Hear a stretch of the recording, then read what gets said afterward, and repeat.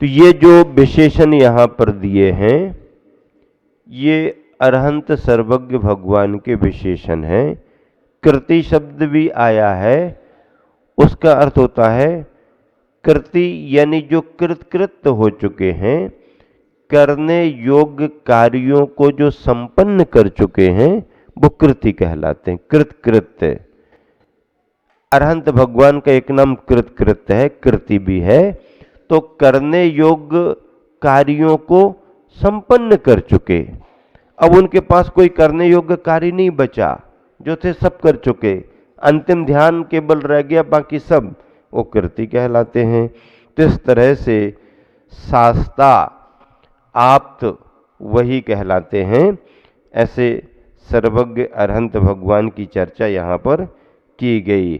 देखिए दोहे को पढ़े, फिर उसके बाद में आचर्षी का पद्यानुवाद पढ़ेंगे।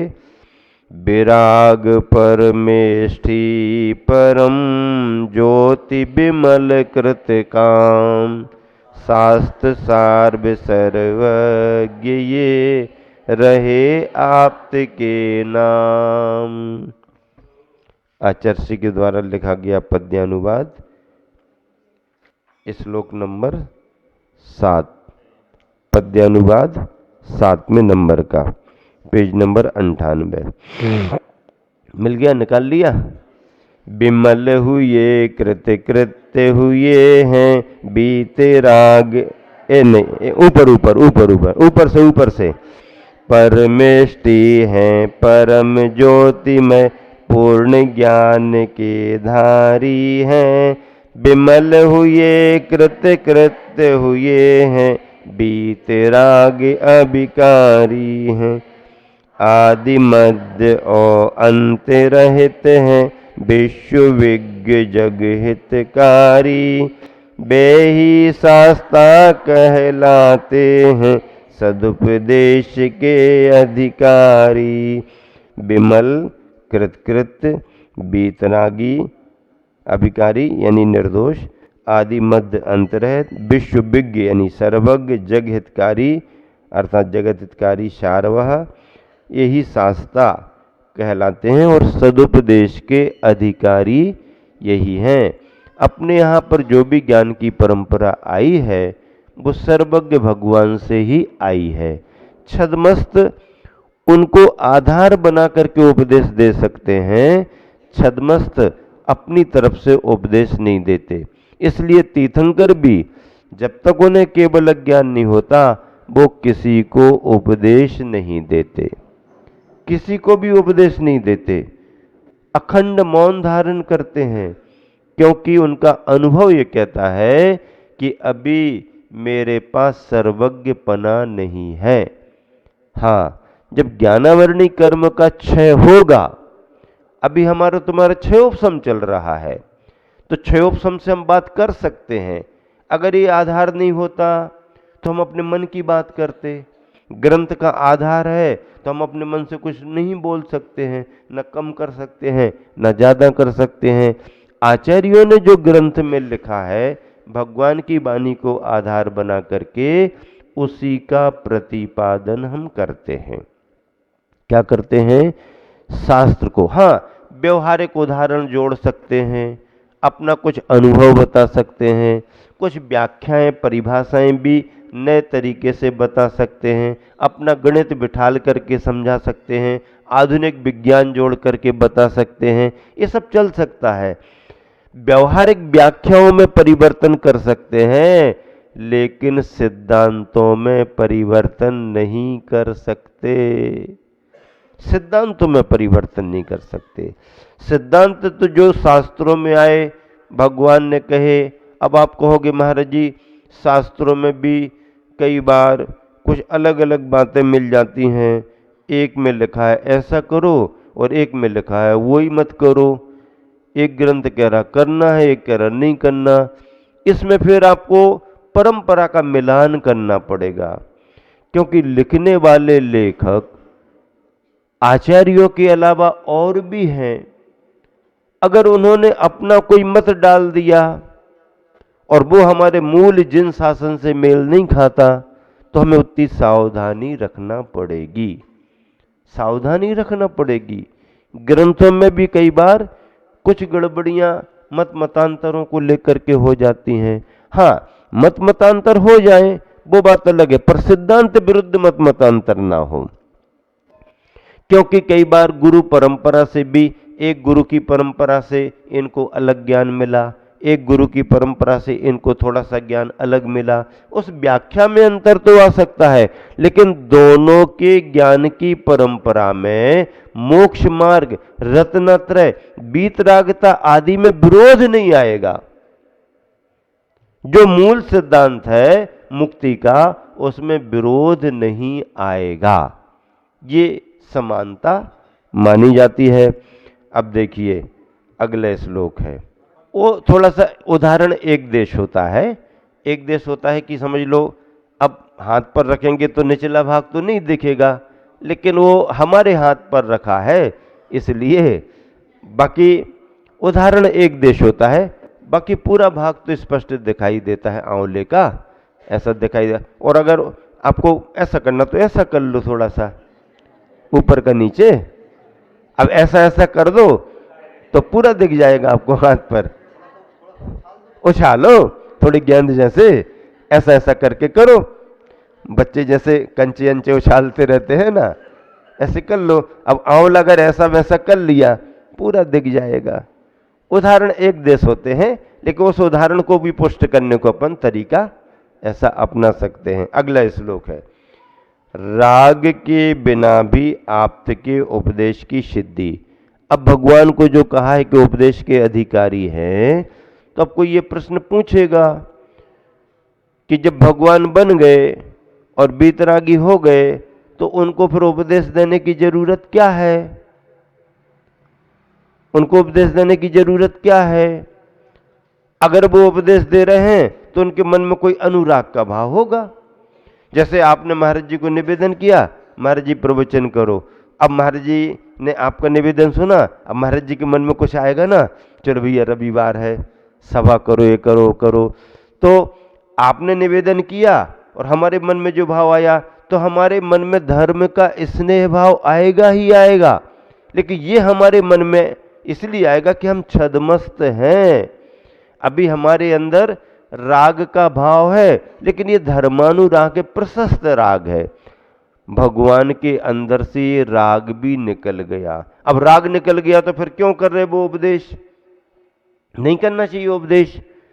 अब जो ईश्वर बन करके संसार की रचना करते, हम उनको कहते नहीं, ये संसार की रचना कर रहे हम नहीं मानेंगे, ये संसार को संभाल रहे हम नहीं मानेंगे, ये संसार को मिटा रहे हम नहीं मानेंगे। उनके बनाने में, मिटाने में, संभालने में हम नहीं मान रहे, तो फिर ये उपदेश दे रहे हम इनको क्यों माने? क्या जरूरत है उनको उपदेश देने की? तो उदाहरण देकर के आचार्यों ने अपनी बात पुष्ट की है कि कुछ कार्य ऐसे भी होते हैं जिनमें राग का सद्भाव नहीं होता, लेकिन नेचुरल, नैसर्गिक प्रक्रिया होती है। जैसे मेघों की गर्जना। अब इसमें क्या कारण है? तुमने कहा था इसलिए वो गरज गए? तुमने कॉल कर दिया था कि बहुत दिन से सुन नहीं रहे, थोड़ी गर्जना सुनाओ, थोड़ी सी बिजली चमकाओ, तो बहुत दिन से हमारे यहाँ की बिजली गोल हो गई है, तुम अपनी बिजली चमका दो, तो चमका देंगे क्या? नहीं। और अगर वो चमका रहे हैं, अब तुम सुनो या ना सुनो, इससे भी कोई फर्क नहीं। जैसे मेघों की गर्जना या मेघों का आवागमन उनके क्लाइमेट पर डिपेंड है। क्या? मौसम विभाग पर डिपेंड है, उसके वातावरण पर डिपेंड है, हमारे तुम्हारे कहने पर डिपेंड नहीं। ऐसे ही भव्य जीवों के पुण्य के योग से, किसके पुण्य के योग से? भव्य जीवों के पुण्य के योग से भगवान की वाणी बिना राग भाव के भी अपने आप खिरने लगती है, अपने आप खिरने लगती है।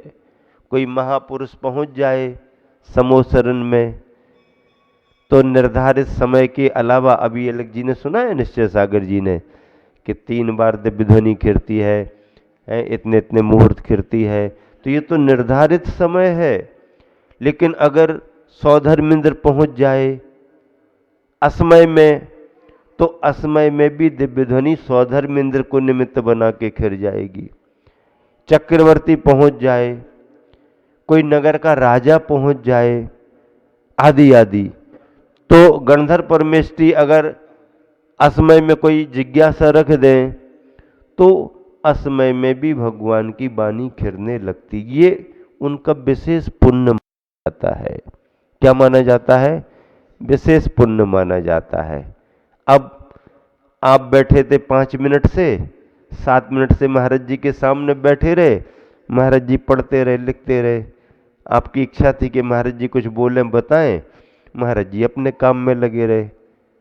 और कोई पहला कलश रखने वाला आ जाए, दूसरा कलश रखने वाला आ जाए, तीसरा कलश रखने वाला आ जाए, चौथा पांचवा कलश रखने वाला आ जाए, शेष कलश रखने वाले आ जाएं, तो देखते ही साथ क्यों ठीक ठाक है ना बढ़िया है ना सब।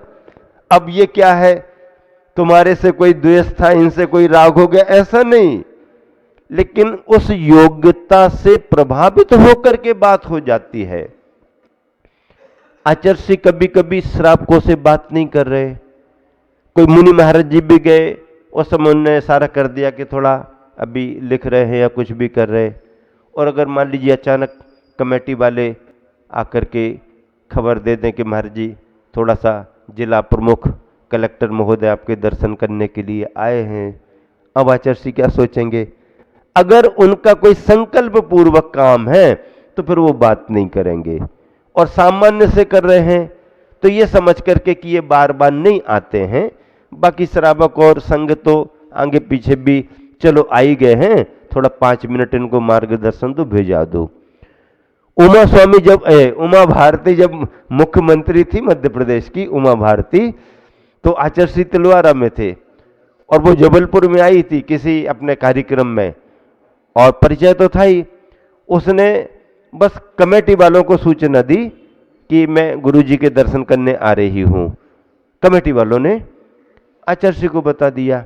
अब चतुर्दशी की तिथि थी, क्या चतुर्दशी की तिथि थी, तो आचर्षि दोपहर को प्रतिक्रमण करते थे, तो उसको मालूम था कि आचर्षि दोपहर को प्रतिक्रमण, कमेटी वालों ने बता दिया कि आचर्षि दोपहर को प्रतिक्रमण करते हैं। पूछा नहीं किसी ने, अपने मन से बता दिया कि आचर्षि चतुर्दशी को दोपहर को प्रतिक्रमण करेंगे। तो उसने क्या दिमाग लगाया कि उसका आने का दोपहर को था, लेकिन उसने चेंज कर दिया और बोले गुरुजी सुबह सुबह तो मिल जाएंगे, तो वो सुबह निकल आई। यह आचर्षि के मन में आया कि दोपहर को उसको आना है तो अपन सुबह प्रतिक्रमण करके फ्री हो जाओ। हाँ, अपन सुबह सुबह फ्री हो जाओ प्रतिक्रमण करके। अब आचर्षि प्रतिक्रमण करने बैठे और वो आके बैठ गई। अब बैठ गई तो बैठी बैठी अब किसी ने कहा, मैडम आचर्षि ने तो आज सुबह ही कर लिया प्रतिक्रमण, संघ के महाराज जियों ने कहा। तो उसने कहा कि ठीक है, थोड़ी देर में आचर्षि बात कर लेंगे। अब आचर्षि ने भी देखा बार बार कि मतलब अब क्या करें, आ गई ठीक है, लेकिन अब हमने तो प्रतिक्रमण शुरू कर दिया। 2, 10, 15, 20 मिनट आता, और चतुर्दशी के प्रतिक्रमण लगभग 1.25 घंटा 1.5 घंटा लगता है, बड़ा पाक्षिक होता है। अब उनके भी शेड्यूल रहते हैं, इतना टाइम आगे पीछे भी उनको देना पड़ता, सब फिक्स रहता। तो बैठी बैठी आधा पौन घंटा तक धैर्य के साथ बैठी रही, अब हो जाएगा, अब हो जाएगा, हो जाएगा। लेकिन जब आचर्षि का हुआ नहीं और आचर्षि ने भी कोई चेंज नहीं किया, तो निराश होकर के गुरुजी आए तो थे लेकिन प्यासे वापस जा रहे हैं। मुस्कुरा दिया आचर्षि ने, इसी में संतुष्ट रहो, जाओ। वापस चली गई, समय नहीं दिया आचर्षि। क्यों? अपने कार्य में, अपने आवश्यक कार्य में लग गए, संकल्प पूर्वक लग गए, फिर किसी को समय नहीं। लेकिन सामान्य से अगर कर रहे हैं तो कभी कभी विशेष व्यक्ति को थोड़ा समय दे दिया जाता है, उसकी उपयोगिता या आवश्यकता को देख करके। तो अरहंत भगवान भी 12 सभाएं हाथ जोड़ करके बैठी रही, कुछ नहीं दिया। और इंद्रभूति गौतम स्वामी ने दीक्षा ली, दीक्षा लेते ही साथ उपदेश देना शुरू कर दिया। क्या है नीचे देखो, मिलान करें, उच्चारण करो पहले।